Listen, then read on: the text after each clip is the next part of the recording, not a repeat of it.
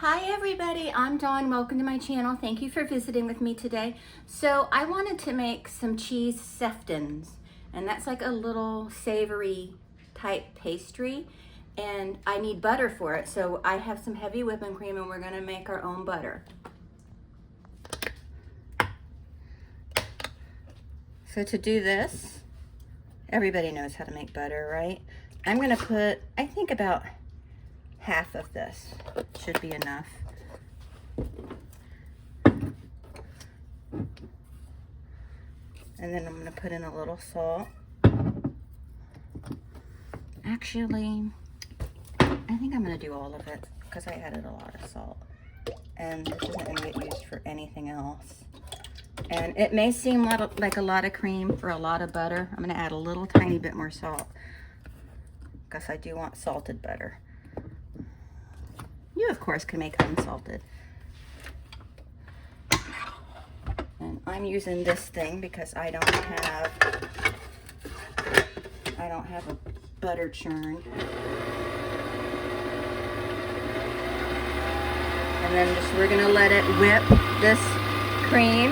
It's gonna become whipped cream first, and then we're gonna keep going until buttermilk starts separating and we've got butter. Okay, I just want to show you, it's almost there. I would say maybe not even 5 more minutes. So we're almost there. So here's our beautiful, luscious butter. Homemade butter is one of the greatest things in the world. So we want to save all that buttermilk too, because you can use that to make biscuits. You can use it to make like some buttermilk gravy. You can even use it for skincare.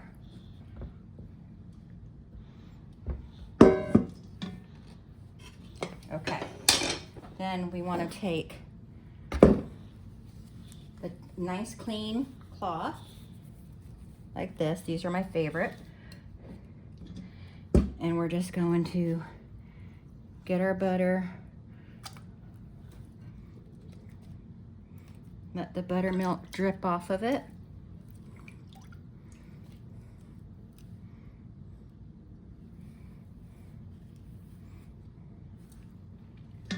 And taste it. It's good butter. Then we're gonna take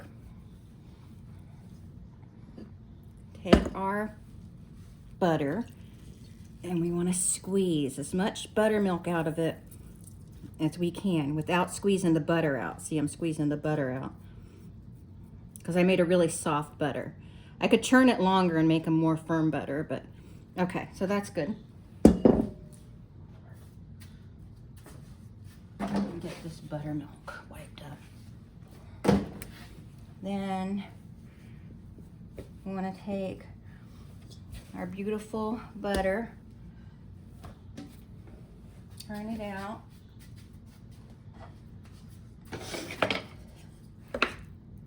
And we're going to work it a little bit. Now I already have the salt in it, so I don't need to season it. Hold on. Don't go anywhere, Eric. Let me get you a little piece of bread so we can taste the butter. Hey, Eric. Mm-hmm. Here, taste my butter.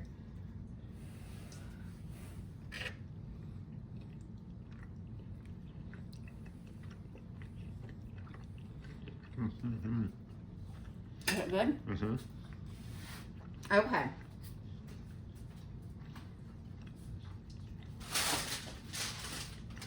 Now, I'm going to take a sheet of parchment paper. I'm going to transfer my butter over.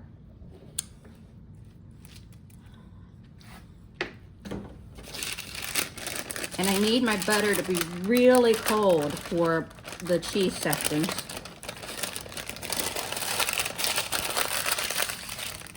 We're going to wrap it up.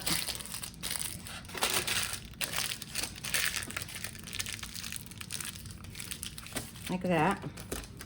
Oh, and you can add herbs to this butter and make an herb butter. Add some garlic to it. You can make cinnamon butter like Texas Roadhouse. Yeah, you can make cinnamon butter.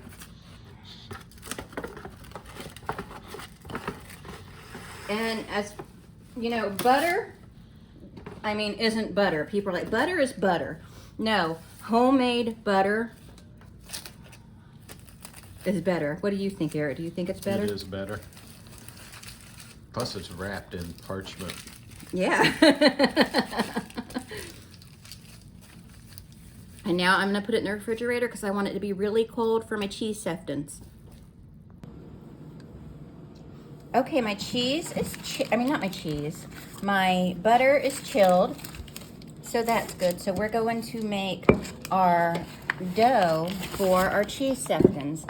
And the first thing we need is a couple good handfuls of flour. No measurements. I'm just going to make a small batch.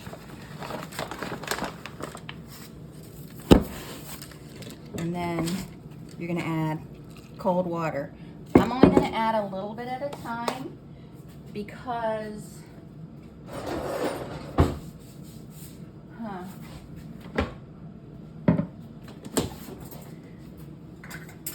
okay, sorry. I'm only going to add a little bit at a time so I can control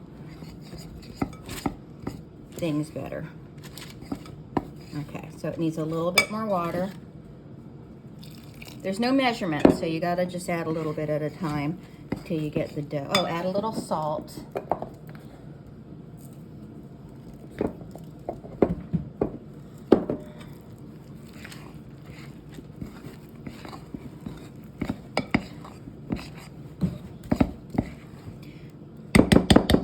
And maybe just a dribble more water.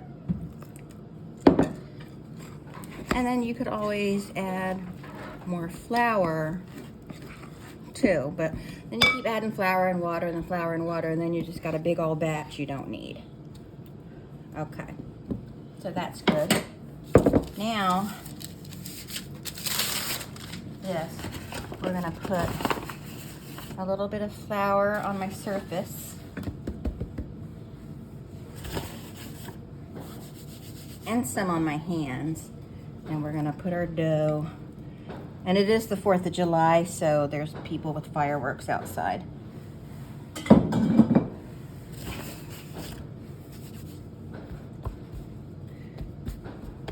Then you're just gonna knead it a little bit till you have a nice ball. This dough is very supple, and it's just water and flour so far. This is a very simple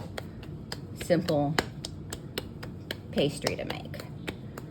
Savory and yummy and cheesy and buttery.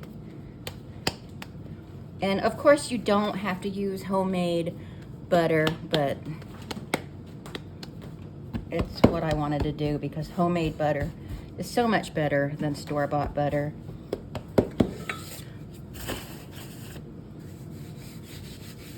Then we're going to roll it out.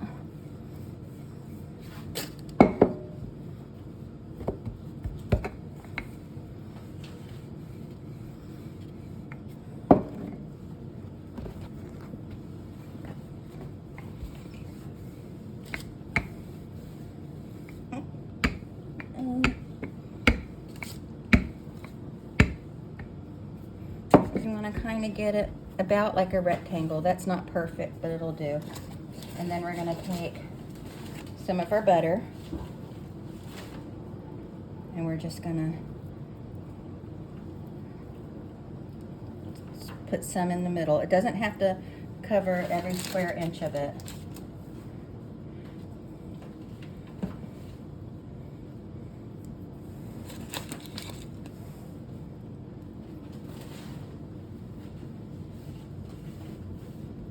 Then we're going to fold that over, sort of like making a puff pastry. Then we're going to fold that over and fold it over like that. And then we roll it out again. And we're going to do this 2 more times, so a total of 3 times of rolling it out into a rectangle and putting butter. But the 3rd time, instead of butter, we're going to do cheese. And some of the butter might poke out and stuff. That's fine. It's no big whoop. Right, Eric? It's no big whoop. It is a big whoop. It We'll is? fight about it. Oh, okay. Okay. Then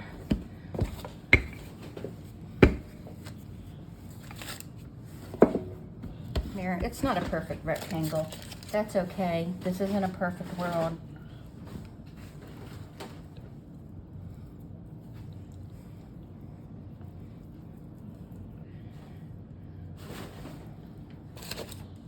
Okay.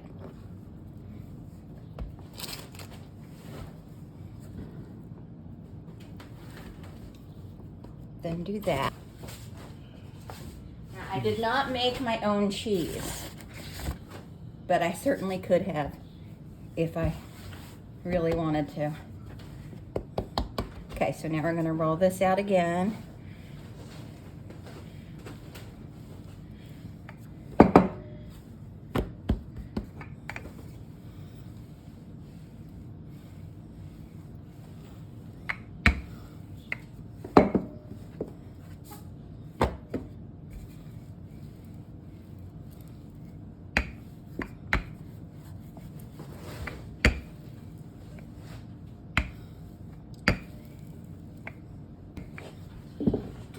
Okay, now I think, oh no, don't rip on me. I think I want it to lay this way, but I just ripped it. Just pretend like that didn't happen. We're just gonna roll that out and just pretend like it never happened. Happy little mistakes. Okay. You want it fairly thin. Okay, there we go. Now we'll take your cheese.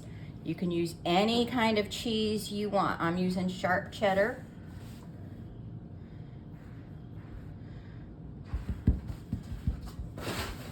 Then you're gonna fold it over. Then you're gonna fold it over again.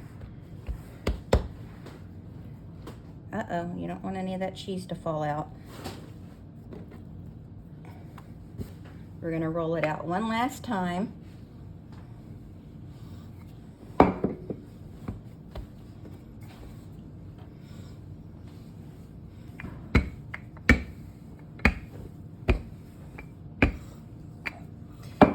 So there's a bunch right here that doesn't have cheese in it. So we're gonna do our cheese application a second time, but just a little bit. And you can do this as many times as you want. It just, if you want it to be super cheesy, make it super cheesy. But just remember, you're gonna have melted cheese to contend with, and that's not gonna make for a very sturdy pastry. Okay, and I think that's gonna be our last layer of cheese. This is our last, what would you call it, Eric? Our last fold? Fold in. Fold in the cheese. I don't know how to fold broken cheese like that. Really, with that particular recipe they were making, I didn't see why they really need to fold the cheese in. I feel they could have just stirred the cheese in. I think that's pretty much what they did. You fold in the cheese. You fold it. You can't just say put the cheese in there if you're Moira. Well, David, I'll tell you what to do. You take this cheese and you fold it in.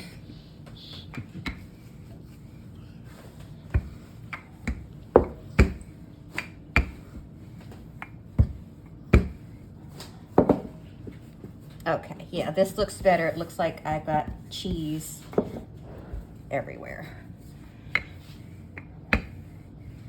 So you can use, I don't think it will work so good with like mozzarella cheese, because mozzarella cheese tends to be a little dry when it bakes, and I just think it'll add a weird bite. And also mozzarella cheese doesn't have a lot of flavor. cheddar cheese has flavor. Mozzarella cheese is just kind of a white mush, you know? What do you think, Eric? Yeah, it's pretty good, but it doesn't have the flavor that cheddar has. Yeah, you want to use a cheese flavor. Like, I wouldn't use like a brie cheese because, first of all, that's going to be hard to roll out.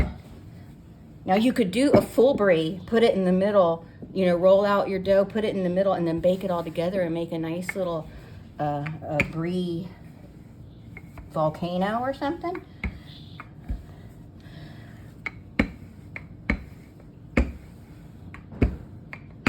Okay, all right.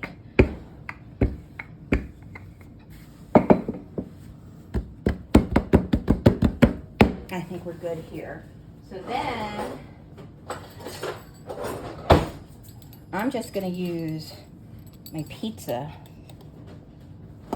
wheel cutter and just cut strips like this.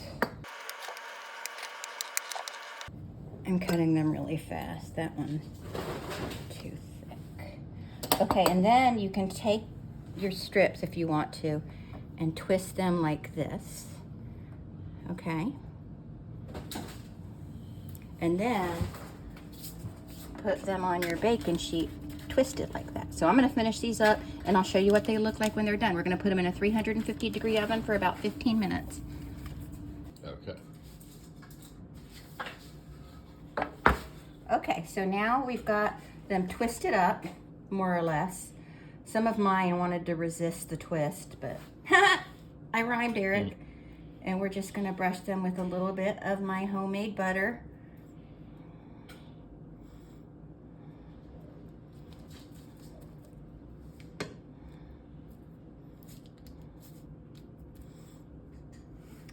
And then, so I was wrong when I said I was gonna twist them and put them in the oven. I was gonna twist them, butter them, and then put them in the oven.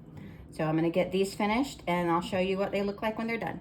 You weren't really wrong. You were just saying you didn't include everything you were gonna do. That's true. This is a very crucial step though. So here they are. I'm gonna let them cool off a little bit and that'll help them crisp up. But they're very beautiful. They look very tasty. So, now if you were to make these, well, you can even do it with these. Dip them in marinara sauce. That would be yummy. But we're gonna let them cool off, and then we'll taste them. Okay, we're gonna give them a little taste. You want to taste one, Eric? Oh, you want this one?